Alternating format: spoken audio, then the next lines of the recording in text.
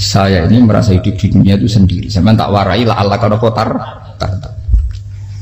Imam yang ngarang hikam itu punya resep supaya kamu seneng terus. Liyakil lama tafrahu bihi, mesti yakil lama tahzanu bihi. Usahakan sedikit sekali apa yang bikin kamu seneng, maka akan sedikit sekali yang bikin kamu susah. Jadi misalnya kulo nih, jadi kiai misalnya cari wong ya kulo kiai wong alim, jelas nak ngalim, nak kiai rapati ya, nak ngalimnya jelas. Nak kiai rapati, namun kan kiai tapi ra ngalim. Nah kulo nak ada wong alim malah muni ya jelas. Nak kiai rapati ya, kulo rapati nurut tapi aturan masyarakat rapati nopo. Nah sampean kiai tapi orang nopo ngalim. Ya beda. Enggak, ini memang bedanya jauh. Ya mungkin lebih kiai sampean gimana? Cara derdek-derdek dongo meyakinkan sampean.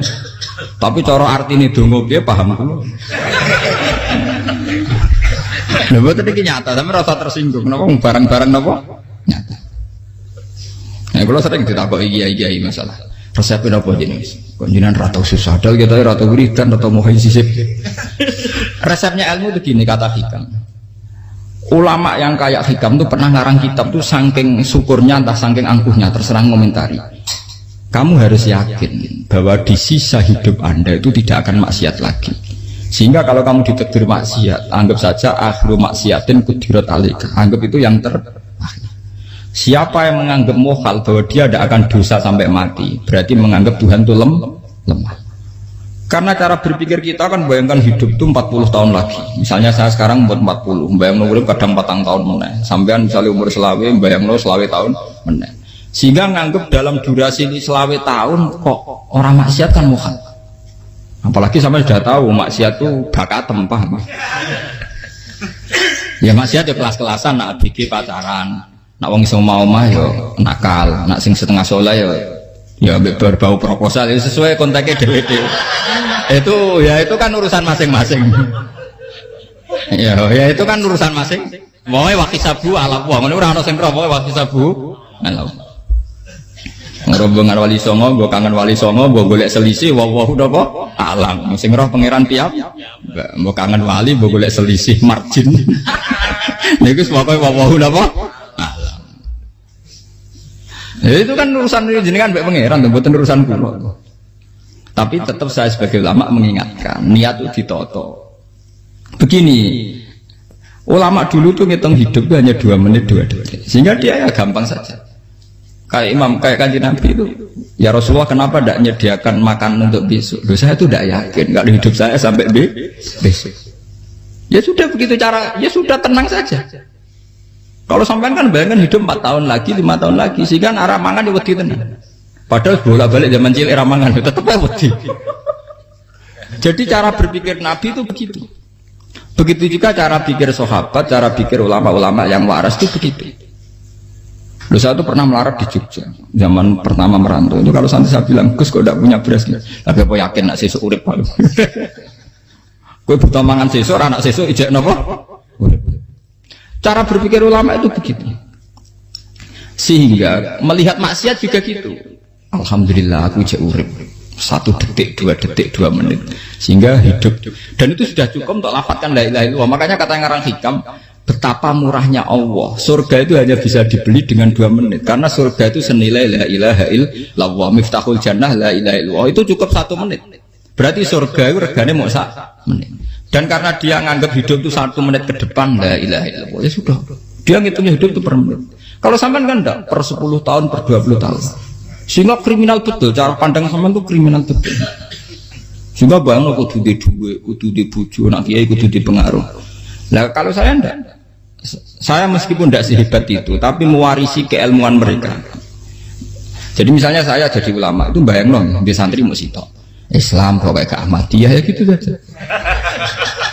Ya pokoknya sudah gitu. Orang bayang santri sing kelambinan takwa khusyuk salam tempel demen gelo, demen apa? Lo tanyakan santri-santri saya itu mungkin belum pernah nyuri saya bikin kopi. Bisa dihitung. Karena saya itu sederhana saja. Misalnya saya pergi dari Jogja ini yang nyata salah. Bayang no bojo wis maca, gawe no kopi, buka no lawang malah kecewa. Seperti umumnya orang kan gitu, semerantau ada bang bojo ku nyuambut, digawe no kopi, digodhog no banyu hangat, teman, bareng teko bojone wangep kukur-kukur. karena tarifnya dia ideal, maka mudah kecewa kalau itu tidak terjadi. Nak kula mboten, sebayang napa Yogya ibu juku cek utuh Islam. Nak salat 5 bulan ya sudah gitu. Pakai standar-standar yang minimalis. Saya dari rumah bangun sampai ngaji ya, pokoknya melek terus ya sudah nak sholat demadem napa. Mulanya sudah gitu sih. Andai kan saya pakai standar maksimal, maka akan mudah kecewa. Rasulullah juga begitu. Rasulullah itu ngadepi Sayyidah Aisyah, itu ya begitu, ngadepi Hasan Husain. Sehingga tidak ada cerita Nabi mudah kecewa, betul. Karena Nabi bayangkan anak istrinya itu ya minimalis sekali, urusan dunia loh maksudnya minimalis sekali. Misalnya Nabi pagi-pagi tanya, ya Aisyah apa ada sarapan? Tidak ya Rasulullah, ya idzan asumu kan itu saya puasa. Kalau sampean usul-usul orang juga no kopi wedok opo, itu kan repot. Muni-muni itibak sunnah Rasul tapi tidak pernah sampai mendekati sunnah nopo Rasul. Sehingga ya tenang saja Nabi. Saya tuh alhamdulillah bisa niru dalam gitu-gitu tuh bisa. Makanya ini kiai muda paling jauh. Banyak kiai-kiai sepuh itu kalau urusan gitu konsultasi masa. Gus saya bawa kain. Ini kalau harus sampai era dekarep apa? Sehingga saya tidak pernah bayangkan apa tanggaku seneng aku atau orang ngaji aku kecewa, tidak pernah bayangkan. Sampai itu kan makhluk, tidak penting. Kecewa itu tidak benar. Saya itu orang alim, ngerti ini warido kamat lubi, ora warido kum. Yang tak gulai ridane pengiran, ridane sing ngaji, ridane konsumen. Itu apa? Makhluk tidak penting. Itu harus dilatih. Harus apa? Sehingga orang itu kalau biasa sholat, maksudnya biasa takluk be Allah, mesti la Allah katardo, mesti gampang puas. Karena dia iktifak ngalap cukup be Allah Subhanahu wa ta'ala. Saya sebagai manusia juga sering ditangisi istri. Misalnya saya sering ke Jogja sendirian. Nah ninggalan nopo, ninggalan ibu milih pengiran. Misalnya mati ninggalan, ya paling aku mau ngapain nih suara. Paling mau nangis gue kegiatan. Bukan apa. Ingin saya bahwa konstitusi ulama itu masih iktimat Allah. Kalau kita kan enggak. Cara berpikir kita ngaji itu ideal sing ono podium, sing ngaji kelaminan takwa kabeh, ketunan kaji kabeh, ndiluk kabeh. Kita akan pakai standar-standar yang dengan asumsi kita. Padahal Nabi zaman sugeng al iman hahuna wa yusiru ila qalbihi sadrihi salah. Iman itu urusan hati. Komitmen sampean be Allah Subhanahu wa taala. Nah ini resepnya. Makanya kata hikam liyakillah mata frohubi, mesti yakinlah mata sedibi. Sedikitlah kamu gembira dengan satu hal, nanti akan sedikit kamu yang kecewa. Artinya misalnya kados kula sebagai ulama seneng kula nu kok ijek iman. Ya nggak kayak wong awam. Ya sudah gitu. Jadi misalnya suatu saat kula jatuh, yang ngaji saya gak seneng jadi kupeting. Wong sing seneng kula bubar kabeh. Kula ora susah, miskola darah bener. Gus saiki jenengan ora sing seneng. Ya tenang saja. Sing ora seneng ya makhluk ora jelas. Dan status mereka tetap layak durwalayang. Ini harus dilatih. Sehingga Nabi itu ya meskipun beliau itu perang, sahabatnya meninggal ya tenang saja. Nabi cara berpikir yang meninggal mereka mati syahid, yang masih hidup dianggap berpotensi melakukan kebaikan. Sama tak warai resep-resep dari Rasulullah Shallallahu Alaihi Wasallam. Saya ini sebetulnya memaksa, menjelaskan ini maksa, karena saya inginnya jadi ulama yang kayak umumnya orang, tidak ideal amat. Tapi kan saya ditakdir ilmunya itu ideal, jadi terpaksa saya jelaskan. Tapi kalau perilaku saya tidak akan ideal. Soalnya ngawur, saake mari Ghafuri pengiran nganggur bolak-balik cerita. Ada seorang wali, karena dia wali itu doa di multazam, ya Allah saya ini minta satu hal. Karena dia wali maka tidak minta uang, tidak minta jabatan, minta engkau takdir saya tidak pernah maksiat. Itu kan bagus sekali, minta doa ditakdir gak maksiat kan ada. Dari pengiran malah syafi. Fa'ena ada ukufran. Karena tahu maksiat malah sifat ghafurku tak ada kok di. Gambarnya pengiran ini sifat ghafurku rak nganggur. Malah tidak ada orang selain Nabi kecuali ditakdir tahu maksiat. Dan sifat ghafuri pengiran efektif. Paham apa?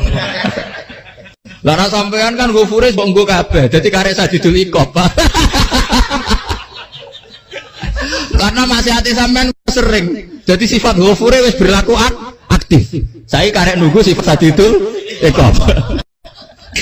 Paham ya? Itu beda dengan wali-wali. Sifat sadidul iqab mau aktif mereka tidak punya dosa. Malah pangeran bingung gak kok sifat ghafure. Apa yang ada kok ghafur atau dosa didakoki sadidul iqab gak tahu maksiat. Jadi pangeran malah sing bingung. Nak kowe ora tau maksiat ghafur kok tak dakoki. Kok ora tau maksiat, wong iku ora tau apa? Didakoki sadidul iqab gak mungkin atau maksiat. Lah pangeran apa dah kok Ghafur kan syaratnya dosa sik. Sampean kan walian. Ghafure wis dientekno. Keseringan kepake, paham ya? Karek nopo. Karek sadi cilikom. Ya itu memang standar Tuhan. Semua Quran itu kalau nyeritakan gitu. Nabi ibadi anni anal ghafurur rahim. Kaulaku ceritani aku ghafurur rahim, tapi yo ceritani wa anna adabi wal adabul alim. Jadi Nabi ibadi anni anal ghafurur rahim wa ana adabi wal adabul alim. Kalau Nabi Ibrahim Nabi Muhammad inna rabbaka lasari'ul iqab. Pangeran cepat nyiksane, tapi wa innahu laghafurur. Jadi dua sifat ini pasti aktif. Dan tentu ulama itu senang sifat ghafur itu ya meskipun aktif, tapi mereka tidak pernah ngambil fasilitas sifat napa? Ghafur. Kula baleni malih. Sehingga kayak Sayyidina Umar radhiyallahu anhu ketika beliau pertama jadi khalifah, ini cerita di kitab Hayati Sahabat. Pertama dia jadi khalifah, orang mengira dia akan ngomong hal-hal yang besar, visi besar tentang negara, visi besar tentang izzatil Islam wal muslim. Tapi ketika Umar pertama pidato begini, ayyuhal muslimun ayyuhan nas, ana, dari kata Sayyidina Umar, ana hulamun min bani Makhzum, akulu min kholati. Saya ini pemuda dari Bani Makhzum. Kecil saya bisa makan karena bulik-bulik saya punya kebun kurma yang kalau saya memanen diopahi beberapa biji, dan itu menjadi kuti wahayati, menjadi saya bisa hidup. Terus wassalamualaikum warahmatullahi wabarakatuh. Orang itu penasaran semua. Orang jadi khalifah pertama dibendem jadi Amirul Mukminin, pidatonya ngenang masa kecilnya ra kelar mangan, kelare mangan mergo buruh bulike, paham ya? Ngondoh kurma terus dikai tamarotin, beberapa kurma sing dadekno iso. Dan itu saya pakai sampai ketemu Allah Subhanahu wa taala, saya pakai. Misalnya sekarang saya mulya, misalnya kalau dibilang mulya ya ana sing nyucup, ana sing husnudzon, ana sing hormat, macam-macam sawangane. Itu bodoh sekali kalau saya menikmati itu, bodoh sekali. Paling banter nikmati dicucup dihormati itu apa? Tapi kalau nikmatnya bisa makan saat itu tuh nyawa. SBY jadi presiden prestasi, Gus Dur jadi presiden prestasi, tapi umum para presiden tetap mangan. Prestasi tertinggi adalah bisa makan selisat dirumki gojogonyo. Makanya Umar mengingatkan, sebetulnya nikmat tertinggi saya itu tidak saat saya jadi khalifah, saat itu kok aku iso mangan, cara gak aku mati. Paham ya? Jadi itu luar biasa. Kita ini kan menjadi angkuh karena ngitung nikmat itu yang besar-besar, punya prestasi, punya. Kalau saya enggak ngitung nikmat itu kelar mangan gak mati, kan gampang. Sehingga saya tidak mudah kecewa karena tarifnya minimalis, gak gampang apa? Jadi misalnya kalau kapan-kapan kok Gus ini gitu, rasanya jangan ngeten-ngeten. Oh makhluk itu ya gak apa-apa. Kalau di status kiai kan seakan-akan ngomongnya sakral, seakan-akan mandi. Tapi nak tak status, oh makhluk itu ngomong-ngomong ya sudah kan. Menjadi kan distatuskan sebagai apa? Makhluk. Tentu makhluk statusnya la yadurru wala yanfa.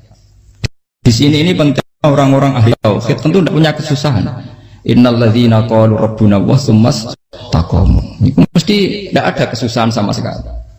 Misalnya ulama-ulama dulu mau mati ya tenang saja. Mati kedua itu mati paling menantang ya, menyenangkan sekali. Karena mati yang seru itu mati zaman Al-Adam. Misalnya saya kelahiran tahun 70. Tahun 40-50 kan belum ada saya. Itu mati yang sejati karena Al-Adam. Kenapa? Al-Adam tidak ada. Mati yang nanti itu mati yang petualangan. Karena saya mati setelah menyaksikan kekuasaan Allah. Setelah husnudzon sama Allah. Sehingga mati yang menuruti kerinduan. Akan ketemu sang kekasih. Makanya Jalaluddin Ar-Rumi ketika mau meninggal dan orang-orang muridnya nangis, dia marah-marah. Hei murid-muridku, betapa bodohnya engkau. Saat kayak ini yang saya tunggu.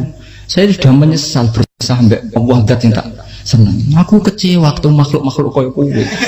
Saiki wis wayahe aku goleki kholik dat yang tak senengi malah mbok tangi. Cek bodone kowe. Saat-saat sing tenteni malah mbok tantang. Betapa aku lamanya menunggu kematian ini. Mergo hidup itu keterpisahanku mbek Allah, kemen ketemu kowe. Malane Jalaluddin Rumilah yang mengistilahkan mati itu malam pengantin. Makanya fal'an awanu sirok minkum wa awan wisol habibi.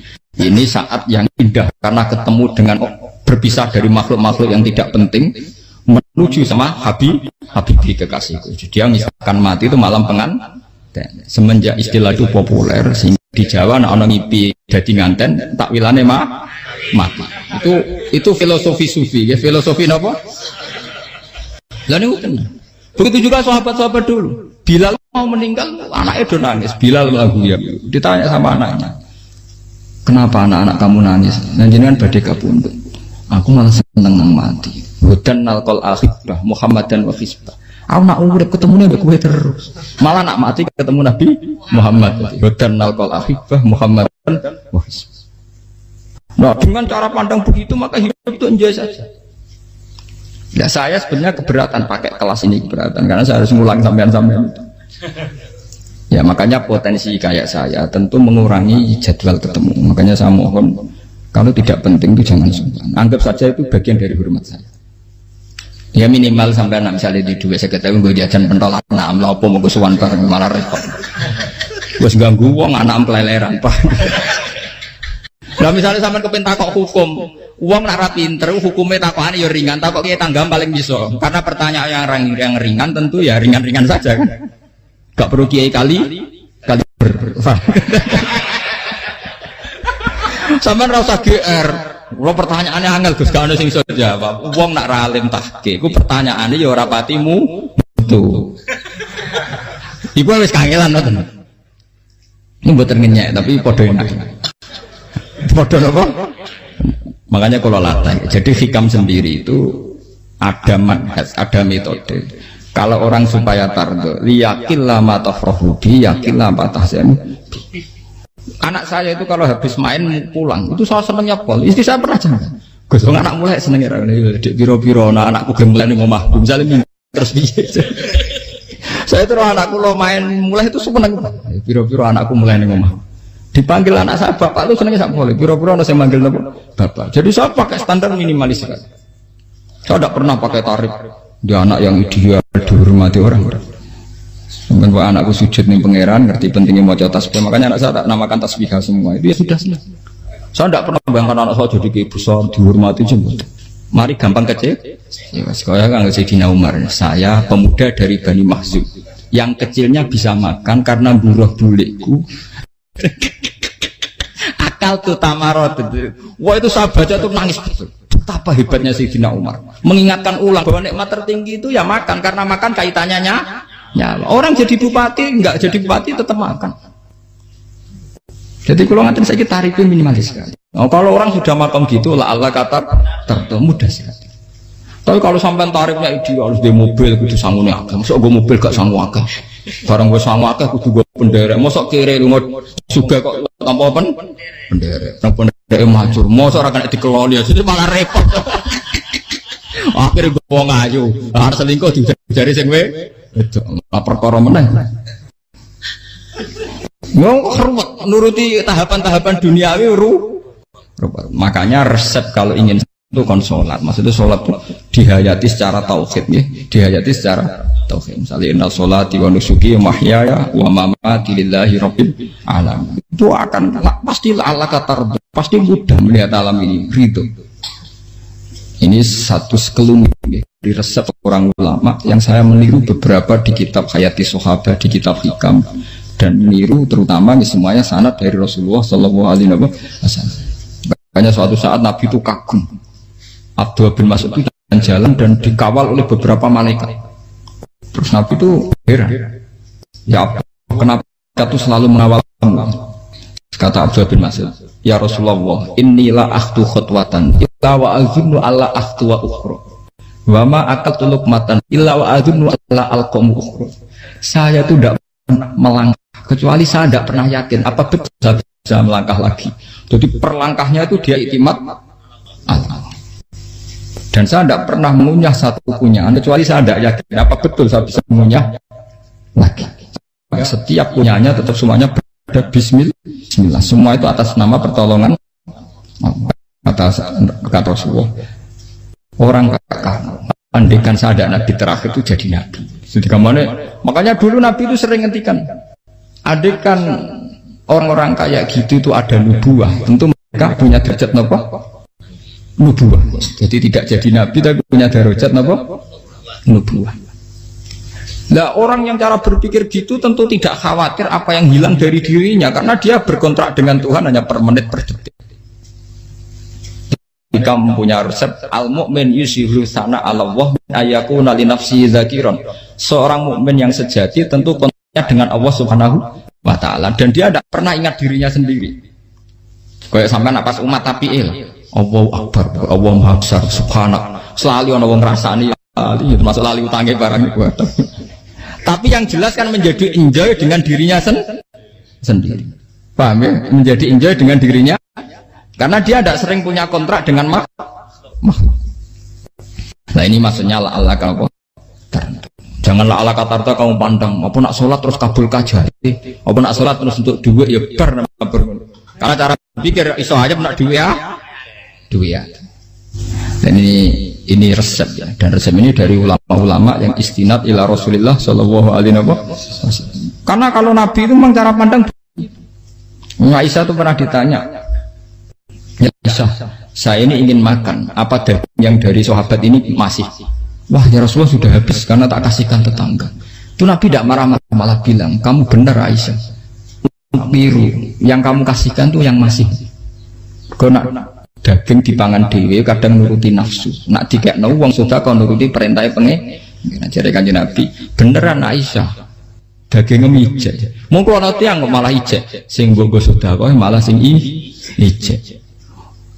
Cara berpikir Nabi itu begitu. Tapi tahu-tahu disederhanakan sunnah Nabi serbanan. Lah itu kan ya memang itu bagian dari sunnah Nabi, tapi sunnah seharga 10.000. Paham ya? Ya monggo mawon nak sampean sunnah Nabi serbanan gitu, tapi itu sunnah yang bisa dibeli dengan murah. Hakikatnya sunnah Nabi itu rata-rata bentuknya perilaku. Napa? Sampean delok dawuh Aisyah tengene tibak berjanji. Kana khuluquhul Qur'an wa shimatuhul ghufran yansahu lil insan wa yafsahu fil ihsan wa ya'fu 'anil dzambi idza kana fi haqqihi wa sababi. Kana khuluquhul Qur'an, Nabi ku akhlak dasare wis kaya Quran tok. Urusane akhlak. Wasimatuhul ghufron, ciri utama sifatnya Nabi gampang nyepuro. Yansahu lil insan, dan Nabi punya niat baik pada seluruh manusia. Wa yafsahu fil ihsan, sering melakukan ihsan. Dan sunnah Nabi ngoten kan luwih sering kula Quran ya wis hafal mulang. Wasimatuhul ghufron kula gampang nyepuro, sampeyan ngaji angop ora tau tamu. Yansahu lil insan, kula bedina nate tiyang mulang. Wayah sahufil ihsan tak gawe gampang. Kula mulai ora tau itu sakmene kudu podium kudu wong dilo ya ora. Pokoke akhir ke Ahmadiyah ya madhep mulon ya sudah. Loh itu kan dawuh Aisyah ketika ditanya kaifa kana khuluqu Rasulillah. Dan itu semua dijawab oleh ahwal, oleh sebuah perilaku. Ndak ada Aisyah jawab nganggo atribut. Oh Nabi itu jubahan serbanan, tidak ada itu. Memang itu sunnah ya, itu sunnah kan, jangan salah paham ya. Tapi itu sunnah yang tidak dijawab oleh Aisyah. Sunnah yang sampean jawab sendiri, paham? Aisyah yang istrinya Rasulullah ketika ditanya kaifa kana khuluqu Rasulillah, beliau jawab kana khuluquhul Qur'an wa simatuhul ghufran yansahu lil insan wa yafsahu fil ihsan. Semuanya akhwal wa ya'fu 'anil dzambi idza kana fi haqqihi wa sababi wa idza dia haqqu wa lam yakun li ahadi marra'ahu badihatan haba wa idza ta'ahul miskinu ajaba yaqulul haqqa walau kana murra wa la yutmiru lil muslimin hisaw wala. Semuanya itu akhwal, satu perilaku sosial. Saya mengakui kalau serbanan sunnah, ya saya ngakui. Tapi sunnah wis karena saya mewakili yang akhwal tadi, yang apa? Lah mungkin untuk sampeyan monggo kalau untuk ngisi sunnah. Tapi mbok ya adil itu. Ini bukan kritik mboten nggih. Yang meyakini serban sunat kan sudah banyak dan itu bagus. Tapi cobalah juga meyakini ahwalu Rasulillah. Makanya man sanna sunnatan itu rata-rata ulama maknani siapa yang ikut sunnahnya Nabi. Rata-rata ulama nafsir ahwalu Rasulillah wa af'alu, perilaku sosial Rasulullah. Makanya terusannya wa idza ja'ahul miskinu ajabah, kalau dipanggil orang miskin ya datang. Ya maksudnya ada harus orang miskin manggil pas resepsi kawin boten. Misalnya ono wong melarat kuwi di sepeda motor, wong melarate yo ngeteroni puskesmas ya mbok terno. Wong melarat loro yo nukono misale apa minyak kayu putih mbok tekani. Ora kok ngerti-ngerti mbok ngurusan walimatul urus sing wajib piye lho. Payah. Lho lan wajal miskin aja pe ora ono hadise urusan walimatul urus mboten. Kalau orang miskin manggil ya dalam riwayat hadis ya Nabi sering dipanggil orang miskin ya Rasulullah mbok datang ke rumahku ada apa terus ya Nabi saya tuh ingin rumahku sing elek jenengan nanti sholat teng mriku ya Nabi datang ya sholat aja ya ora ada jamuan fi ayyi makanin aradta an usolliya fi kamu di tempat mana kamu seneng sholat teng mriki ya Rasulullah ya Nabi sholat sing ngundang ya waras pisan kenangan mek Nabi kok mae dienggo sholat Nabi ampean tahu tanggung kiai pun sholat kon promosekno anakmu iku paham ya itu nggak nunggu kersane ketampi PNS padahal kiai ini dia anak era PNS kalau dulu kan sahabat ngundang Nabi itu ya gitu ya Rasulullah saya itu ingin sekali engkau sholat di rumahku fa'takhidahu musollan kemudian tempat yang pernah engkau sholati mau tak pakai musola pribadi makanya masjid kiblat itu rumahnya sahabat karena dulu Nabi pernah sholat di satu tempat adalah ono perintah tahlilul kiblat itu di rumahnya sahabat. Sahabat dulu itu kalau ngaturi Nabi itu kenanya ingin Nabi pernah sholat di situ. Ya ilmu ngeten ini muntah. Ya untungnya ten kula dadi ono sing eling-eling ya, Bang. Nah, teman kudu syukur ya. Artinya syukur ya. Orang kayak saya itu tidak usah sampean dikte-dikte ngikuti hukum adat. Kalau ngoten sampean gelo mergo kula ora iso teko, kula ya gelo perkarane ulama kok mbok atur. Makanya saya sering guyon cerita saya itu kalau di pasar Pandangan dulu itu anyaran boyong sering di pasar ditanya sama Gus wong alim kok di pasar piye aneh tuh ya aneh kuwi aneh piye bodohnya wong alim kadang masyarakat itu tidak sadar keanehan dirinya sendiri mereka enak saja merasa kalau orang alim ke pasar itu aneh mereka tidak sadar orang bodohnya wong alim ya aneh enak saja mereka mikir sepi paham ini supaya sampean Allah kan apa makanya untuk Rasulullah Nabi itu sering ngendikan ana tamu hormati tapi etika mertamu di Rasulullah itu walakin idza du'aitum mertamu Nabi itu perlu ditimbali walakin idza du'itum du'iya mabni majhul ketika kamu ditimbali jadi ya ayyuhalladzina amanu la tadkhulu buyutan nabiyyi illa ayyudzana lakum jadi untuk sowan Nabi itu nunggu dipang ya Pak. Meskipun sahabat tuh rindu Nabi, tidak berani sowan ke dalamnya Nabi. Kalau ingin ketemu Nabi di bareng pas sholat jamaah, karena Nabi pasti keluar di mas. Andai kan Nabi lima tamu di rumah, ya rasido dadi Nabi. Aman nopo tamu.